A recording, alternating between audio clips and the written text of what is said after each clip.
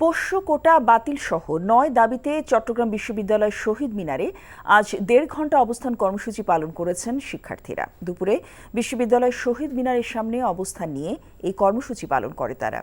শিক্ষার্থীদের ৯ দফা দাবিগুলো হলো পোষ্য কোটা সহ সব ধরনের অযৌক্তিক কোটা বাতিল, ভর্তি আবেদন ফি ২০০ টাকা নির্ধারণ, বিশ্ববিদ্যালয় শিক্ষার্থীদের জন্য স্বাস্থ্য বীমা চালু, বন্ধ হলগুলোতে শিক্ষার্থীদের আর্থিক অবস্থা, বাড়ির দূরত্ব এবং মেধার ভিত্তিতে আসন বরাদ্দ এবং অতি দ্রুত নতুন ২টি হল নির্মাণ করা। এসব দাবি আদায়ের আগেও মানববন্ধন, অবস্থান কর্মসূচি সহ প্রশাসনের সাথে বৈঠক করে শিক্ষার্থীরা। দাবি আদায় না হলে আরও কঠোর কর্মসূচি পালনের হুঁশিয়ারি দেন শিক্ষার্থীরা।